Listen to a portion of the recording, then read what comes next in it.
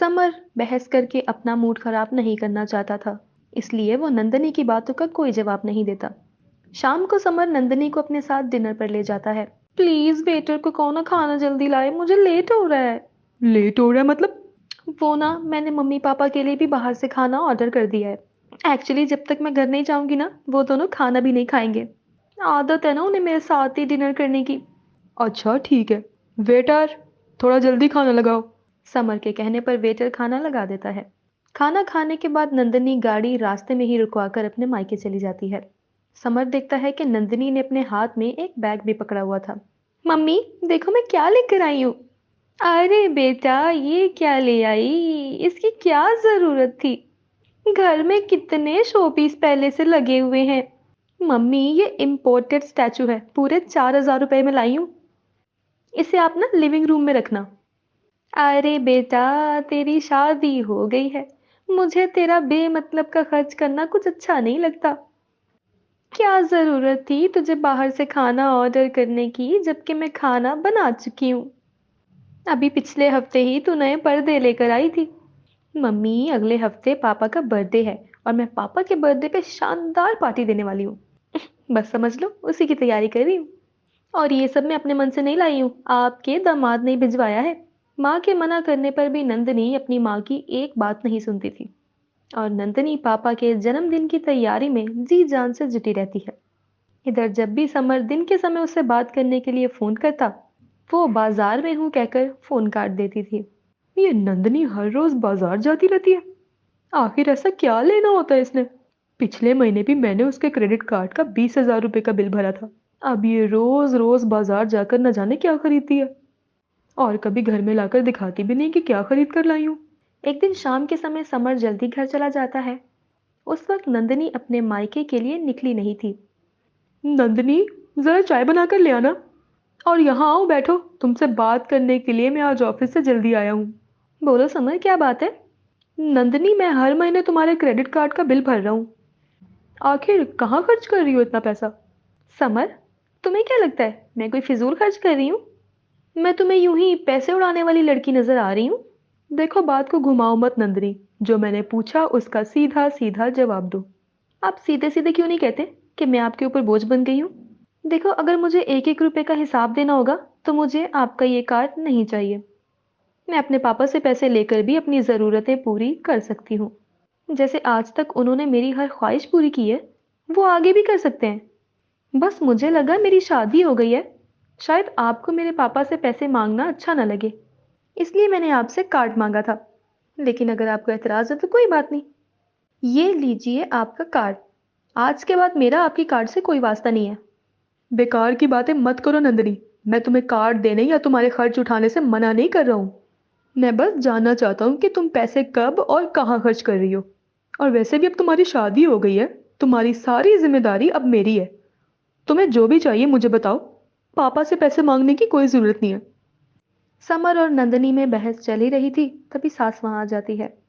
Summer बेटा, क्या बात है, आज महीनों बाद तुम दोनों को साथ बैठा देख रही हूं मैं तो खुश थी कि आज बेटा बहू साथ में समय बिताएंगे, लेकिन तुम दोनों तो प्यार की जगह झगड़ा कर रहे हो।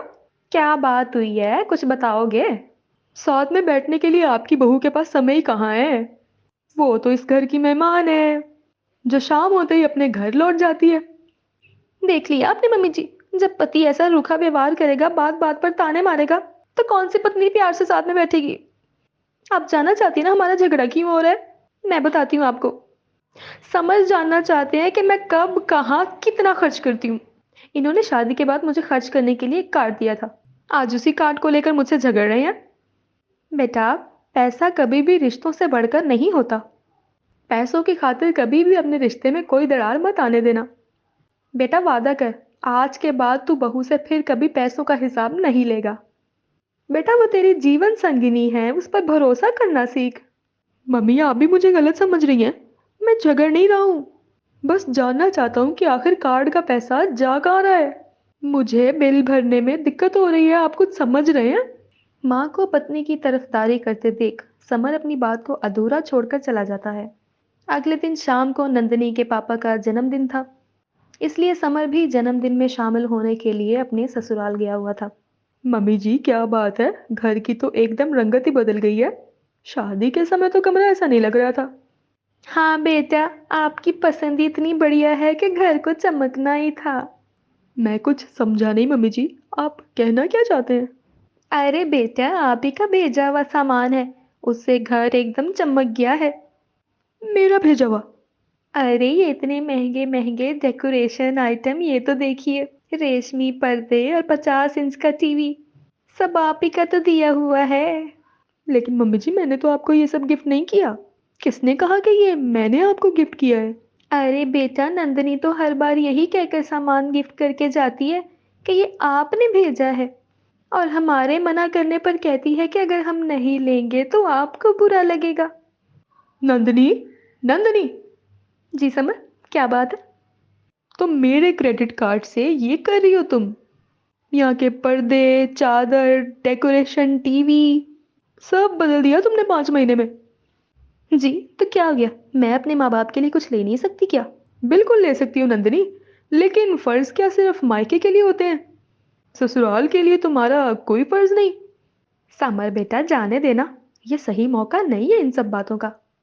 नहीं मम्मी, मैं जो भी कहूँगा सबके सामने कहूँगा। मैं कोई गलत बात नहीं कह रहा हूँ जिसके लिए मुझे शर्मिंदगी होगी। तुम्हें अपने मायके की इतनी चिंता है कि तुमने मुझसे पूछना तो दूर, बताना भी जरूरी नहीं समझा। तुम कब और क्या खरीद रही हो, जरूरत के समय मदद करना अलग बात है नंदनी, और बिना बात के बेवजह मायके में सामान पहुंचाना गलत। जरूरत के समय मदद करने के लिए मैं तुम्हें कभी नहीं रोकूंगा, लेकिन तुम मुझे क्या समझा सकती हो कि महंगे पर्दों और 50 इंच की एलईडी टीवी की यहाँ पर क्या जरूरत थी? टीवी तो तुम्हारे घर में पहले भी था। चलो खरीदा तो खरीदा, लेकिन एक बार पति से फाइनेंशियल कंडीशन के बारे में पूछ तो लेना था।